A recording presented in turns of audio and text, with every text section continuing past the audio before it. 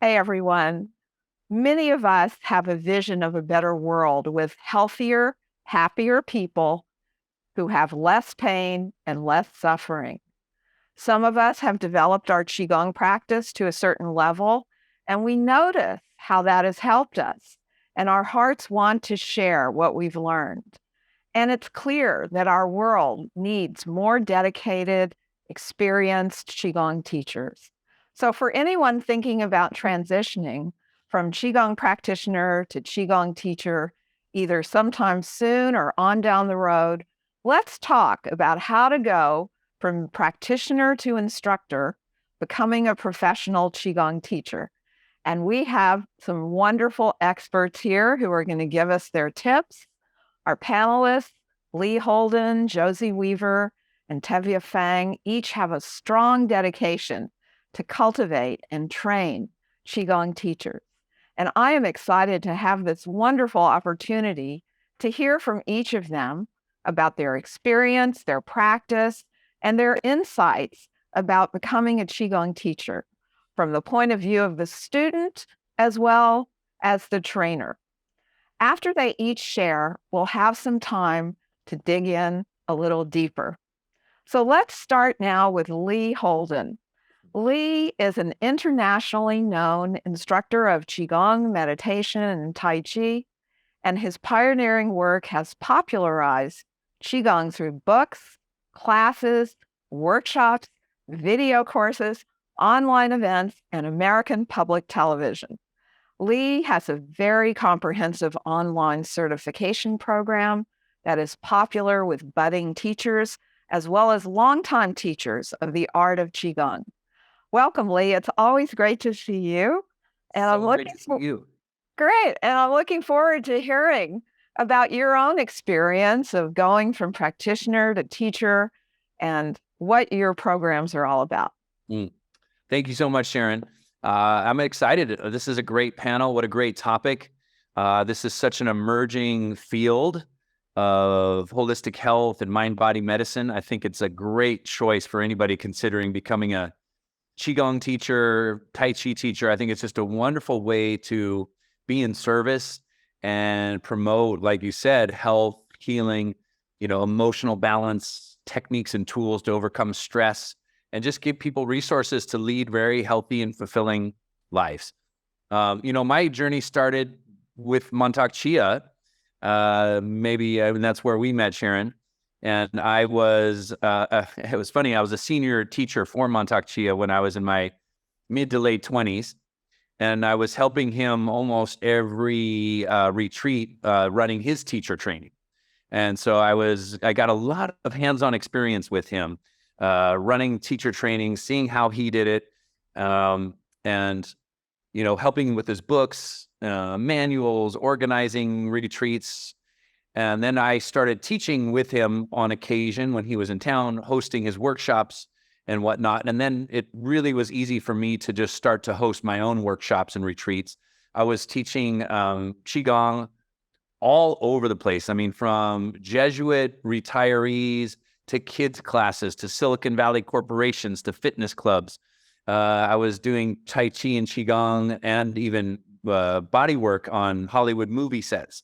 And so it just gave me a wide perspective on how to be flexible in the way in which we present this material based on the audience that we're teaching it to. And, becoming a Qigong teacher, I was going to say, is just one of the best things I've ever done. And I'm so glad that I did it in retrospect some 30 years later. I mean, it just has led to amazing places, meeting incredible people, teaching all over the world, and really, help doing good work in the world where people are getting tools and resources to be able to transform their lives. And I love just being able to now help people become teachers themselves. And I see a lot of my teachers doing very creative things, whether it's bringing this work into hospitals, retirement centers, mental health, all kinds of things where now they're helping change and transform people's lives. I mean, this is an ancient practice, and my goal was to make it applicable to modern life and modern people. So I really had to distill some of this esoteric practices into something that's much more accessible and talking about people's maybe pain points, like I had too much stress, I can't sleep, I got tension in my neck and shoulders, I got a headache. So it really took me into the medicine of Qigong. And I became an acupuncturist as well. So I was thinking, how do we give people tools and resources to really help to transform their lives in easy, short amount of time, accessible ways? And that was my goal. And so this kind of modern approach to this ancient practice became what I was really passionate about.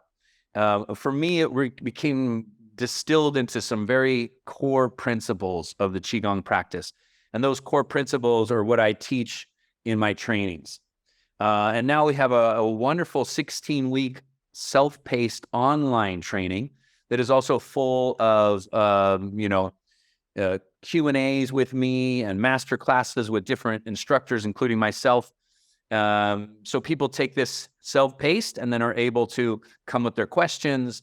They send us videos, we review their videos, and it's a modern approach, and it helped a lot while we were in pandemic. And now we're sort of like rethinking and reshaping how do we all get together in person so that we can all practice as a community. And so that's kind of what's new and coming up in 2023 and moving forward. So encouraging everybody just to use the Qigong practice both as a way to dive in if you want to deepen your own practice to become a teacher. Even if you don't want to teach, it's a wonderful way to just take your practice to the next level. And maybe you get inspired to teach this practice in something that's true to your heart, wherever it is that you are feeling that inspiration. Thank you so much, Lee. That was wonderful to revisit your movement from practitioner to teacher. It was very similar to mine. So it was really lovely to hear that and to hear where you're taking it now. So let's go now to Josie Weaver. Josie is a longtime meditative movement teacher with multiple certifications in Tai Chi and Qigong, yoga, and body work. She is the president emerita of the Healer Within Foundation, a nonprofit that is dedicated to disseminating mind-body practices, and she also serves on the board of the Qigong Institute. She is an active trainer of future practice leaders and has also developed curriculum for the Institute of Integral Qigong and Tai Chi. So welcome, Josie. I'm very interested to hear you share about this topic. Thank you so much, Sharon. It's so great to be here with you and in this lovely panel. I just love this idea of really offering a path forward to practitioners of Qigong. And I'm just hearing the presentation with Lee and just saying, yeah, that's true. There's this desire to serve. There's this desire to do a little bit more with your life. And Qigong has been that for me, and mind-body practice has been that for me. But I'm going to start this way and telling my story briefly, is that I feel that Qigong, teaching Tai Chi, teaching mind-body practice and being of service in this way really uses every single bit of experience, right, and training that I've ever had. And it just goes way back to college days, studying the mind, studying philosophy of mind, studying neuroscience, studying cognitive science, and just really taking a degree in that and then using that in the teaching as well. So I'm coming into these practices from this beautiful sense of wonder of what does it mean to be a human being? And what is the nature of nature? And really approaching that this way. And this is what has sparked my imagination and coming into practice this way. Now, this is the bright and shiny part, but I really came to practice from my life not working, from there being illness, from there being challenge. We talked about those pain points. Oh my goodness, I know about the pain points, having experienced chronic pain myself, having experienced stress manifestations in the body. and then really, really searching for something. So that's like what happens so much when you become a practitioner is you just run out of ideas and you say, I'm going to try something new. And then Qigong appears in your life. The teachers start to show up. And it was just magnificent to just start going into this beautiful path. Now I come from the tech background. I'm in Silicon Valley, San Francisco Bay Area, and I was in that track. I was in software development. I knew about deadlines, and I loved it. I loved the exhilaration of creating with really smart people. But then, right, then stuff starts falling apart. And the chronic pain I'd had in college, which was musculoskeletal and just mysterious, and then that had resolved after college, it came back. It came back with the fury. So just like Winston Churchill says that, you can resolve your depression or your pain, but then the black dog comes back. So when my black dog came back, that's when I started to train and just I discovered yoga, I discovered Feldenkrais, and just dove in. And I always thought I would take that path of deepening, right, and just saying, I just want to know all there is. I want to know, right? And then I always thought I would go back to my Silicon Valley work. I thought I could do both. But it turned out I was really in the path of being a teacher. And this is where I found several teachers who were willing to work with me, in particular, Dr. Roger Yanka of the Institute of Integral Qigong and Tai Chi, who, as you know, has a beautiful 200-hour certification of training of teachers. And at the time, this was a long time ago now, it was the Omega Institute that had the program for a month. And I was doing another training there just by coincidence. And I just kind of said, I'm going to do this. And it was that kind of movement of spirit, right, that happens. And suddenly I'm training, but thinking I'm going to return to my yoga classes. I was teaching full time, 12 classes of yoga, very busy. And then suddenly I have 4 classes of Qigong waiting for me when I get back from Omega, which was a month long. I had been in Omega for, 8 weeks, right? So I was really transformed with all this daily practice. And just sometimes it was 8, 10 hours, 12 hours of practice, which was exhilarating. Just we love that. This is how you go really deep. And then it's take it from there. Now I'm this practitioner. I got involved in assisting Dr. Roger Yanka, capturing a lot of his curriculum, writing it down, and really being that scribe in the background that would take note, and then created training programs with Dr. Yanka as a result, just going hand in hand. So very powerful mentor, really wonderful human being, and just is always going to be, just this star, this light in the background in my orbit. But then what's interesting is just to be able to connect with other teachers and to find the commonality, the principles that unite us as we practice Qigong. And so I've gotten a little bit into Qigong research. This is my participation at Qigong Institute. I've written articles, submitted stuff for publication, opinion pieces, right? That's had a sort of a component of wanting to help other teachers as well, as for example, dealing with standards and that sort of thing, to get that going in our community. Because at the time, in the moment, right now, there is no unifying body for the certification of teachers. There's no accrediting body. And so it really requires a lot of us Qigong teachers, practitioners, communicating with each other. So the summits, right, the conversations we could have with each other, that's what's required to really go that next level. So I'm this advocate, I'm this really happy person, right, doing this now and teaching and writing and really enjoying our time, being a teacher. So really excited about this panel. Thanks so much. Thank you, Josie. That was very interesting. I did not know your background. So now, finally, we have Tevia Feng. And Tevia is the founder and director of White Tiger Qigong. And he was born with a chronic illness and began practicing Qigong and meditation at the age of 7 for healing purposes.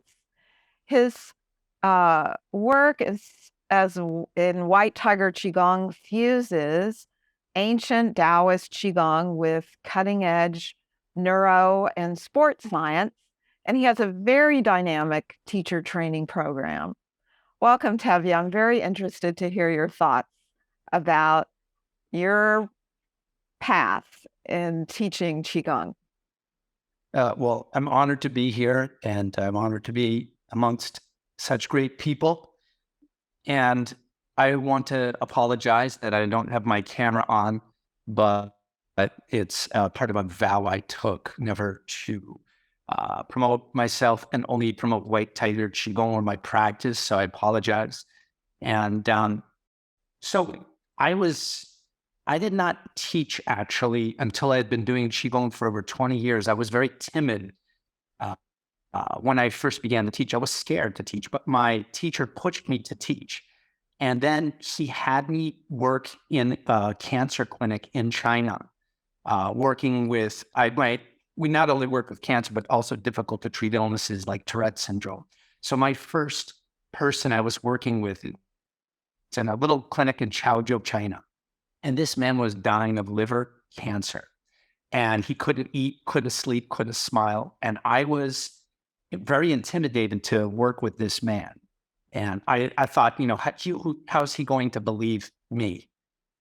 And Dr. Wu, he said, if he knows you're with me, there's no problem. So I worked with this man. And after 3 days, this man was eating, he was sleeping, he was smiling. And he invited me into his home and treated me like a family member. And that moved me so deeply. And it was so richly rewarding to work with someone who was enduring great suffering and to watch them come out and start to enjoy parts of their life and their last stages of life. And that moved my heart. And I knew in that moment, this is what I want to do the rest of my life. And it wasn't until then that I even really considered teaching. And so then I began a real deep focus on how can I bring this practice to the world in a way that's tangible, that's going to make sense. And I'm a results-oriented person. And I had spent my entire life focused on the Chinese practice of Qigong and understanding that philosophy. And I wanted to bring it into a modern context. And I knew that this is not some magical practice. So I reached out to sports science experts because I know that they're results oriented as well. And I tried to find the crossovers. And lo and behold, there were so many crossovers that blew my mind. And so we started integrating fascia science, and how it related with Qigong and the meridians. And I found so many incredible crossovers. And we integrated what's called the kinetic chains to bring a sports science framework into how to teach how Qi moves through the body. And it brings it into a tangible level that anyone can understand. And it reduces their learning curve dramatically, is what we found. Then I worked with neuroscientists as well to understand what was happening in the mind, in the nervous system, and started integrating that into my curriculum as well. On top of that, we've worked with Chinese medicine experts to bring classical Chinese medicine perspective. And then I realized that I don't know much about education. So how can I really reach people? And so I reached out to a PhD in education from Stanford University, who was my student. And I said, can you help me make a real, true curriculum based on educational best practices? And he did that. And So we created a multi-layered curriculum that touches on the deep Taoist philosophy, preserves the integrity of the Qigong while bringing it in a modern context with sports science, neuroscience, and modern educational best practices to reach all different types of learners. And in addition, when COVID hit, we knew that we needed to go online because we weren't really online before then. We were just in-person trainings. And so I reached out to an educational expert from Harvard University who specializes in tech education. And she taught me how to bring our curriculum online, preserve the integrity of the Qigong, and make it digestible. And so we created these teacher trainings that we have online through that methodology. And so we've been able to reach so many people and make such a positive impact. So I feel so fortunate to be able to share this Qigong and in a way that people can understand it and it makes sense and it impacts their lives. And watching people's lives change in a positive way, watching people going from suffering to feeling so empowered with their life, it just is confirmation for me that this is what I love to do. And this is still what I want to do the rest of my life. And the conundrum happens is, how do you preserve the integrity of the Qigong? How do you keep that intact while reaching a mass audience? So that was a question that we wrestled with. So I will stop there. Thank you, Tevia. That was really a moving story about becoming a teacher.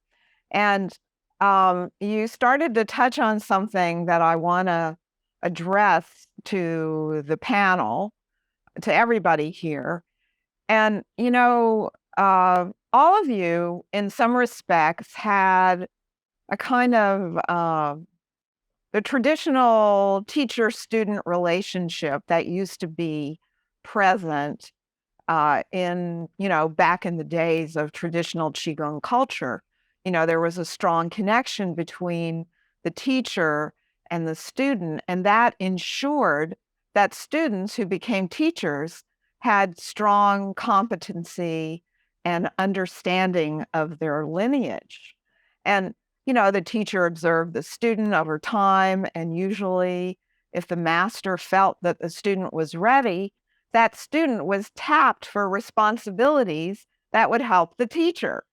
Like what happened with Lee, what happened with me, what happened with Josie, what happened with Tevia. We all had some little version of that. And usually for a certain amount of time, if not forever, the student would continue to work under the master as they began teaching. And, this kind of Qigong culture still exists, but is not as prevalent because now, given what's happened specifically in the last 4 years with the pandemic, there are mostly online certification programs where the teacher often does not know the students that well. And so this brings up two questions. One for the students or potential students, and that is, what should someone look for these days when they are considering enrolling in a Qigong certification program? And on the other side, for the teacher, this question that Tevia started to bring up, how do you preserve the integrity of the Qigong while doing the job and the business of certifying Qigong teachers? So this is like a big ball of wax to unravel, and I'm going to ask Lee first. So take it away, Lee. All right, I'm going to start to unravel this ball of wax because it is something that we talk about a lot, and it's something that I feel like we're pushing the envelope a little bit by doing the training online, and that's kind of where our modern world is. And a lot of training, a lot of teaching is happening online, and it kind of does. We kind of have the inquiry: does it working? Does it work? Because it's really different than the way they did it in ancient times. And, that's what we were really curious about. Is it working? Is it producing good teachers, people with integrity themselves, and helping people become tuned into energy? Are they being able to teach this practice in a way that it lands for people and it helps them? And the answer that we've come up with over, these, 4 or 5 years of teaching a certified program online is that, yes, it absolutely does. And there's some not so good things about it too. I mean, it's so great to all be in person and to be hands-on and teaching people where you could see them and interacting with students.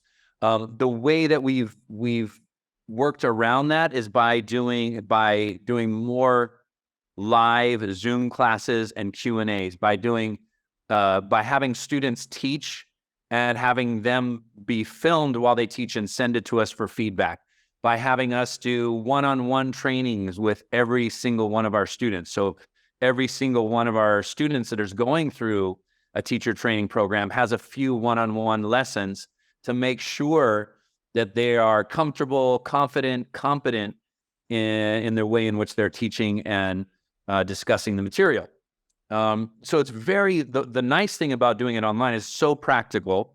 It's a way in which people can really take their own practice where they're at, dive deeper, and really work with the material and learn it. The other nice thing about it is that you can repeat and review. So when people used to come in for my live certifications for, let's say, 2 or 3 weeks, they were frantically taking notes and they were asking questions. And then a month later, they were like, wait a second, what was that movement? What was that? How did that movement relate to the 5 elements or this, that, and the other things? This way you can go back and review over and over again and really fine tune and work on what it is that you want to work on. So I think there's positives and negatives to this new way of teaching.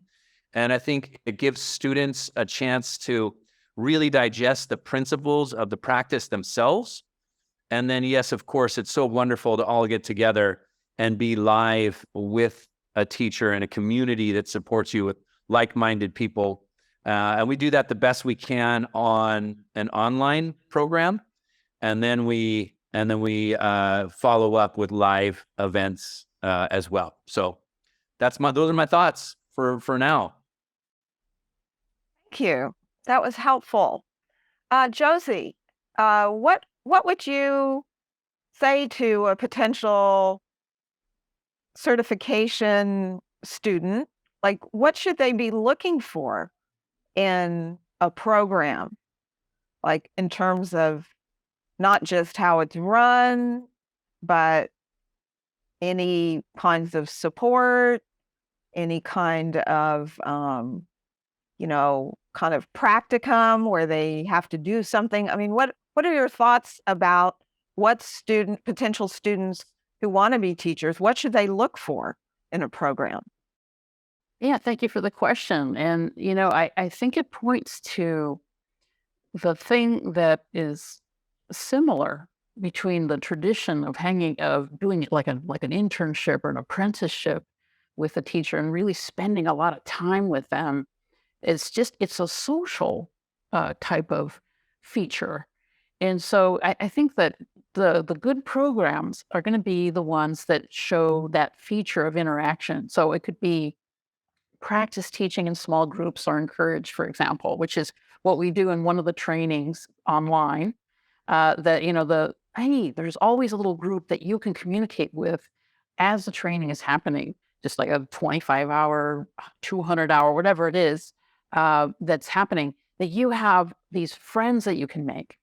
And similarly, what happens then is that there's people like assistants that are assigned that can handle communications. So it's not directly the teacher, but hey, you have this pretty experienced teacher who can work with you maybe one-on-one or help you with just on email or texting or whatever, but somebody's available during that time of the training.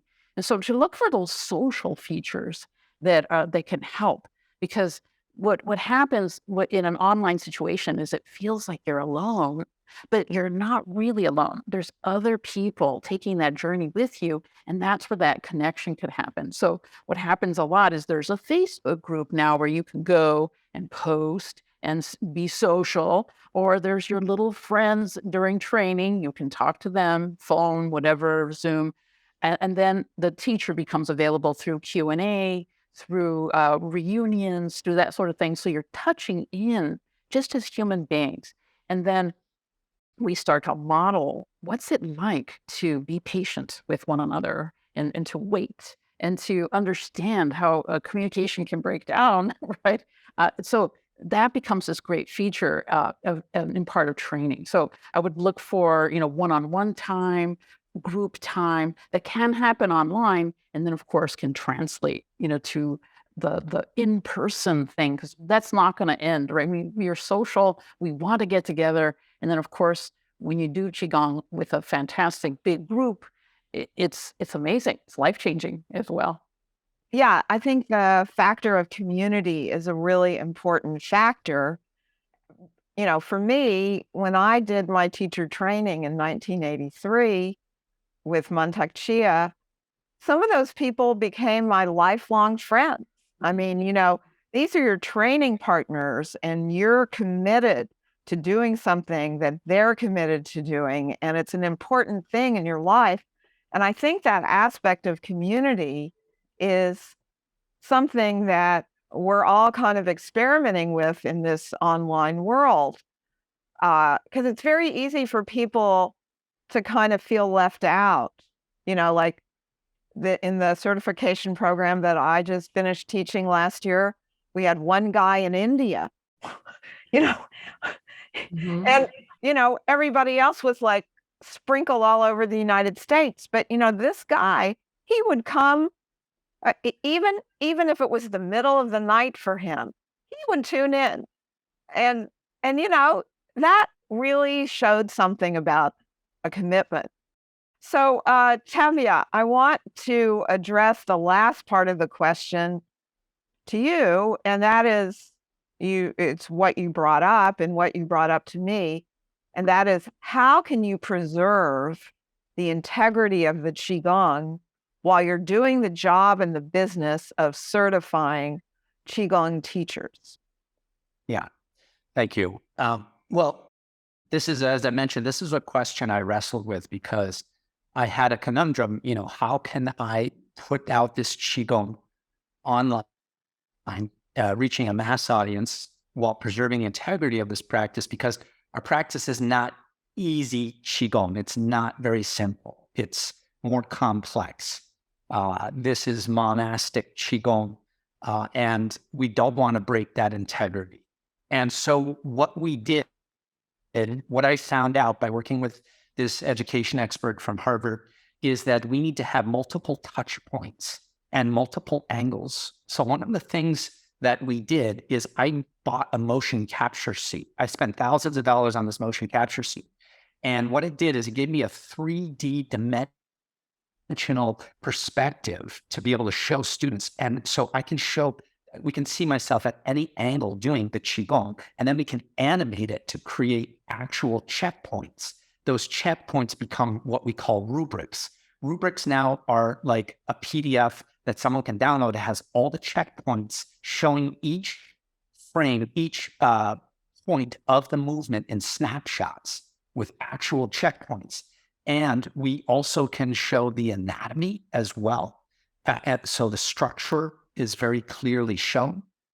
And like Josie was saying, creating a community. So we purchased a private community platform that allows the students to upload their own rubrics and share them with each other, and then also create accountability groups. And so our students are making lifelong friendships and holding each other accountable and creating these private groups that they can then train with each other. And a lot of them meet up in person as well to support each other through the training. Then we integrated video analysis. So not only do we have the recorded classes, but then we have a video analysis where each week you can submit your video of yourself doing your Qigong to your instructor who's assigned to you. Then they can give you feedback on your Qigong through a video recording which you keep, which is like a mini private lesson. And on top of that, we also have privates with our instructors for our students available who are going through our teacher training. And then I also teach a weekly class to the students. And then a lot of people said, Tevia, you've been doing this your whole life. I'll never be able to look as good as you. I want to follow someone who, is more like me. So we have one of our other instructors teaching the same Qigong so we can display how that Qigong can be done by different people with different abilities, with different bodies, and look very different. And that's okay. And so that really breaks the ice for a lot of people who are intimidated with practicing with someone who's been practicing their whole life and seeing that, everyday people can do this. And so we have all of these touch points and all of this support through our teacher training, and that creates standards. And we have a test at the end, which you must pass the test in order to become a Qigong teacher. Because what I didn't want to do is become looked at like yoga. Yoga is kind of a laughingstock because anyone can go in and pay and they get their certification automatically, right? So I didn't want to be looked at like that, nor did I want to become like the McDonald's of Qigong teacher certification. So that's why we have a pretty rigorous text, actually. Yep. Wow, that is quite a 21st century way of teaching Qigong. I'm fascinated by all of this creative use of this technology. I'd love to see it sometime. But you ended, what you were just talking about was testing. And so before I get into this testing thing, because, this is sort of at the core of a big conversation about standards in the world of Qigong, whether it'll ever be accepted by insurance companies. There's all kinds of issues that are circling around this kind of aspect of becoming certified. I want to kind of step back and ask all of you two questions. One is, what makes an ideal Qigong teacher? And the second part of that question is, what is the difference between being a good practitioner and being a good Qigong teacher? Is there a difference?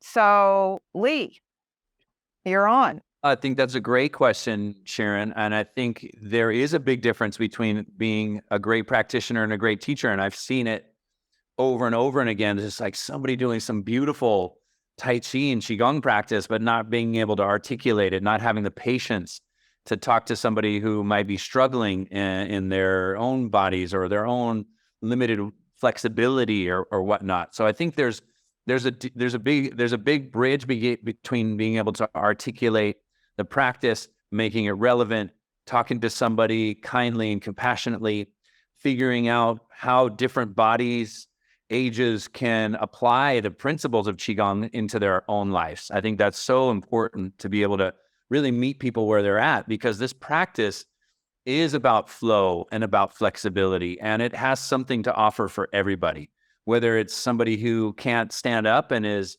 aging, or whether it's somebody who had an injury, or somebody who's very fit and athletic, where Qigong is just a really different way of moving their bodies.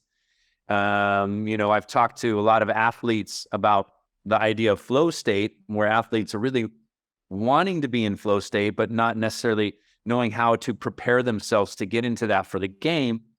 And then being able to move slowly with relaxation is such a different way of moving than tightening and quickness and speed and agility, and being able to really help them to create that bridge into a state of mind and body where they're in peak performance. And I think this is important for all of us, because it's not just for the athlete to be in peak performance or flow state. And Qigong gives us that really accessible way to slow down and connect mind and body. Then we're in flow state. And how does that apply to our daily lives and making us healthier, happier people? So I love this idea of really helping to articulate and bring it to people where they're at, and helping them to digest it and assimilate it in a way that's so effective in their lives. Mm-hmm. Yeah, thank you for that. So as you were talking about this, I was thinking, okay, so an ideal Qigong teacher has communication skills, they have patience, they know how to speak the language of their audience, to translate the language of Qigong into the language of their audience. Josie, what else would an ideal Qigong teacher I need think to have? thanks, Sharon. And thank you, Lee. Yeah, I think about this a lot because this is something I aspire to. Just, hey, can I improve this game? Can I improve this skill? And I think what I'll add that is really helpful, really good, what I like to see in Qigong teachers and in myself is lifelong learning. Just like you are never done. There's this, like, you do your form really well, and then tomorrow you do it better, and just what? Right? It's just that kind of attitude, which is tricky. This could be it leads you down a path of always refining and always being a little uptight and always feeling not done.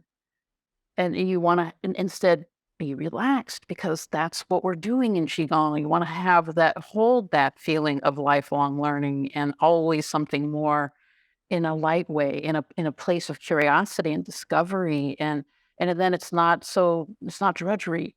Then this is joyful and you want to share that with others. This becomes something that you say, my God, you got to try this. This is exciting. This is fun. And then you bring the lifelong learners with you. You spark that in them as well.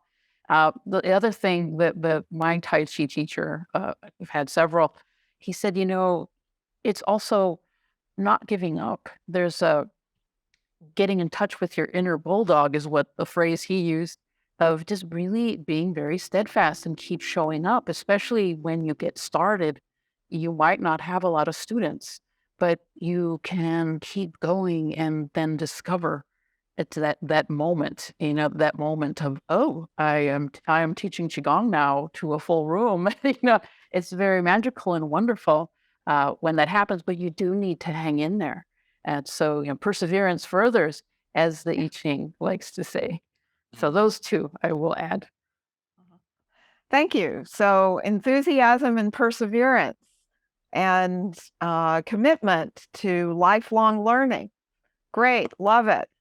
And so, Tevia, the other part of the question then is, okay, what makes an ideal Qigong teacher? The other part of that question is, what kinds of qualities do we need to work on to let go of in order to become a better teacher? Great question. So I asked myself that question because how can I go from a practitioner to a good teacher? Well, what I did is reached out to actual education experts. I hired them to come into my trainings, evaluate me, evaluate my teachings, and then give me advice, consult me on how I can adjust my training to become better. I hired professional public speaking teachers as well to come and help advise me how to do that. So basically, just like I reached out to Qigong teachers to teach me Qigong, I reached out to educational experts to teach me how to teach. And then I worked with them to integrate that curriculum to create an entire module in our teacher trainings about how to teach. And so that was a really crucial move that affected our teachers and their ability to teach, because it's one thing, like you said, to be a skilled practitioner, but that doesn't necessarily equate to a skilled teacher. And that is an art form that is to be learned as well. And so someone needs to really pay attention to what those skills are and understanding that there's different types of learners. There's different types of feelings of comfort that different students have, and to be able to reach those different students and also speaking the right language, creating a language that makes sense, and also keeping that down to the most essential information, and then understanding how students retain information as well. So not overwhelming students with information overload. So understanding that, for example, students learn things in threes. So we need to keep points into 3 points at a time when we're teaching something. And then also having material to back it up and having the right questions to ask the students to see if they're actually understanding what you're teaching.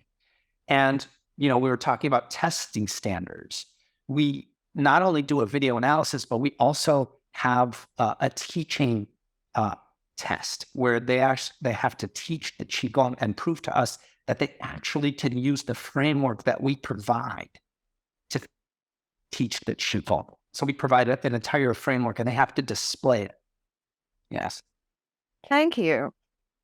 This is such a great conversation. I hate to end it, but I have 2 more questions. And if you could keep your answers short, that would be helpful. So the questions are, what are your top tips for new Qigong teachers? And for those who have been teaching for a while or who plan to make teaching a lifelong endeavor, what are your tips for keeping your teaching fresh and vital? And Lee, why don't you answer those 2 questions for us, please? That would be great. Yeah, I mean, number one, be yourself, understand who you are and what you're bringing. Don't try to teach like somebody else, meaning that, you take the material, digest it, really learn it for yourself, but speak from your experience. So if you're a new teacher, say, hey, I'm just learning this practice. Here's how it's helped me, being really authentically you to your audience, I think really helps them to relate to you more. Even being, vulnerable, saying how Qigong helped you through some crisis that you were going through or a healing challenge can also be very helpful. Make the practice fun. That's always a big one for me, to keep it light and fun. I mean, this is what we're doing where, we have a serious business of not being too serious as, practitioners and teachers so that we can keep things light. Lightness helps to create movement of energy. And so there's a way in which this can get a little bit heavy. So I feel like, be yourself, stay light, be kind and compassionate and humble, even when you are a teacher. And I think you'll get great results. Thank you. Josie. Yeah, so practical advice. So I say what my teachers told me, work hard, just really work hard, really bring your best, really communicate with them, say, hey, what is that? What does that mean for you? I think it was Maya Angelou who said, do your best and then until you know better and then do better, and then just keep going, keep going. But that there's also humor, just light, keeping things light and describing things the way, that makes sense to you. I think that has a lot to do with what Lee said of being yourself. Absolutely. That's what you'll find is people need to hear you. The practices come through you in a fresh way. And this is why we need a lot of teachers.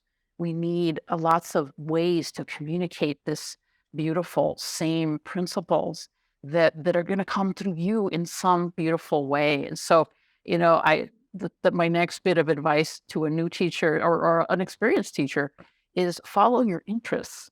Your interests, if you want to know more about fascia, you go for it. If you want to know more about neuroscience, you go for it.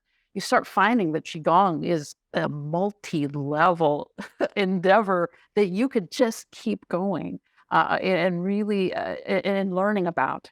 So, follow your interests. If you want to, hey, you want to be expressive, put it to music, whatever, do art, associate it with painting, whatever it is, it starts to have a life of its own. And then that's who you start attracting. It's wonderful. And that's what you start doing as a teacher. But then you find that fulfillment and having that expression yourself. So that's my advice. Thanks. Thanks, Josie. And Tevia, how about you? Tips for new teachers and also for teachers who've been teaching a while and might be in a rut. How can they keep their teaching fresh and alive?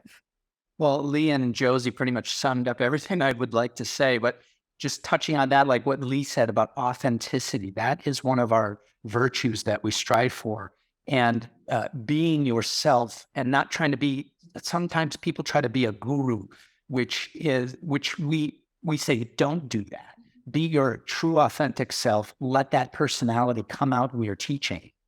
And that is a key thing that any teacher must do. Continuous learning, like what Josie said, always learning. We're always encouraging our students to learn more. So like I'm always learning more how to teach better. And I'm learning different modalities and how that integrates with neuroscience and sports heads. So those are really key things for us. And then also compassion. So you're working with a healing modality. So it's important to understand and be empathetic with the students that you come into contact with, that you're coming into contact with very many different types of students across the spectrum and that have very different needs, and being understanding and also compassionate with yourself, because this is a practice that is about healing and finding your true self. And so that compassion will really ring through and reverberate from yourself through your students and to everyone around you. Beautiful. Sharon, this Thank you. reminded me of one thing. Can I mention one more Sure. thing? I think, this practice, getting out of your own way, meaning that you have gifts to share with the world, with people around you. And if we could just be ourselves, like Tevia was just saying, authentically, remember that there's people who don't know about this practice, and that you being a teacher and sharing it with them, being a channel for this energy and this wisdom to come through you, you might be giving somebody a life-saving gift, a gift to them that really changes and transforms their life. So teachers often get so self-centric about this. How am I teaching and how am I doing when I'm teaching and I'm shy, I'm this. If you just step out of your own way, let this information come through you, remember that you're giving and imparting these beautiful gifts that you don't know how it's going to change somebody's life. And the ripple effect of that could be monumental, even though you don't even know. Like, I changed this person's life, that person changed somebody else. And it can be just amazing ways in which we bring an elevation into the vibration or the energy that's in the group field or the world around us. Exactly. Yes. Yes, yes, yes. I am so grateful to have had this conversation with all of you, and with all the problems of scheduling across the globe, with Tevia in Vietnam, I'm in New York, you two are in California, and we did it. And I'm just really grateful and appreciative. And I know that our audience is also. And if you could just quickly let people know how they can reach you, tell us your website or an email address, or however you want them to reach you. Tevia, why don't you go first? We're whitetigerqigong.com. That's QIGONG.com. We've got hundreds of YouTube videos for free. We've got free ebooks. We've got all types of free stuff that people can get to check us out. And we have teacher training coming up in Vietnam, actually, 5-animal Qigong in March, and then also online a trigram in February. Thank you. Lee. Holden Qigong, and the same way the spelling is QIGONG, Holden Qigong. We have, from weekly classes that are free and available to try out to online Qigong certification program with lots of different education on condition-specific titles and all kinds of things to just really help you to go through that escalator into your own practice and possibly becoming a teacher. HoldenQigong.com. Thank you. Josie? Yeah, mine's easy, josieweaver.com, and that's going to be the gateway to all the interests of Heal Within Foundation, where the trainings happen, Qigong Institute, where you can really get a nice Qigong education and see what's happening in the research community, scientific research on Qigong. So josieweaver.com is my URL. You can reach me there. Great.